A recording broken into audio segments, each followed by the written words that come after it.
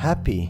Are you happy? Deep down, most people think that happiness comes from having or doing something, although I'm not so sure about that.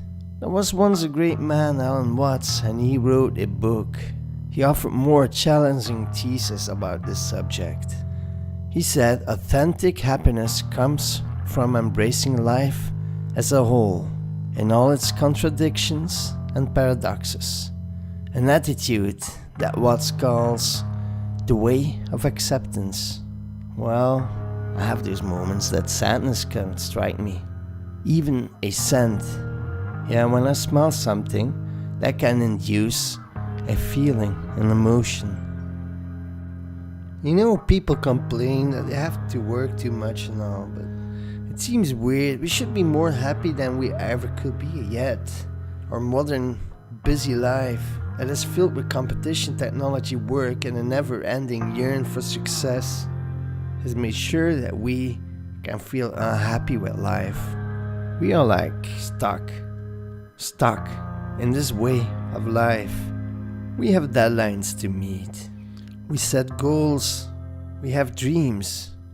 We have longings. We even have goals of things that we do not really need or want, but society is pushing their agenda onto us. If you do not travel, there's something wrong with you. If you do not belong in a group, you're an outcast. If you don't drive a car, you're weird. You have to work. Most people do 5 days in a week. We are slaves of ourselves. We do not ask questions.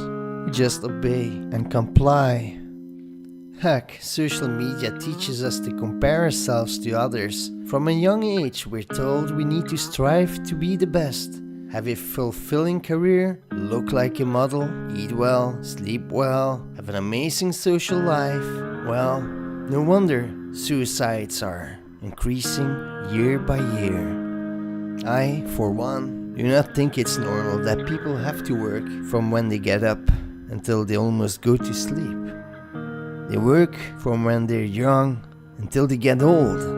Believe it or not, but Watts even wrote about a time before we had to become the slave of our black mirrors, and yet he predicted the effect it would have on the unconscious Western mind.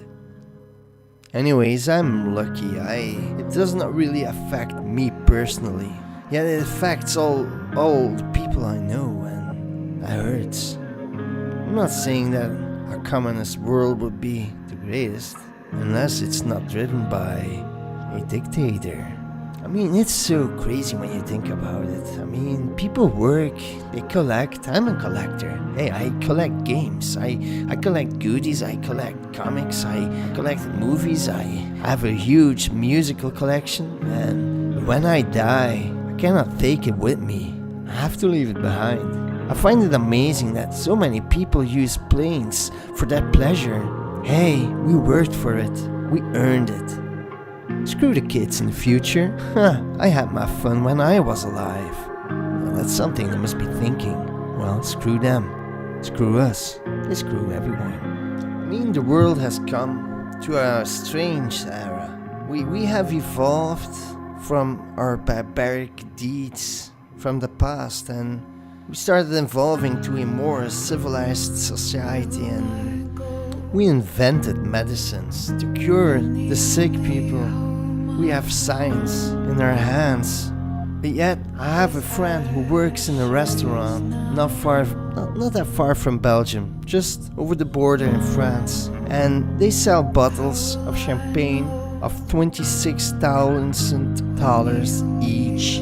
Now, I find it amazing when he told me that he remembers one night that one small table ordered 3 of those bottles. Yet when a huge disaster strikes Earth, all the people have to collect some money to help those poor people. Yet you have such rich people who could do so much, yet they do nothing.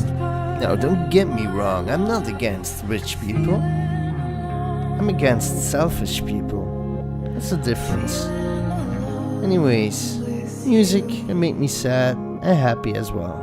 Hope you have a great day. Thanks for stopping by.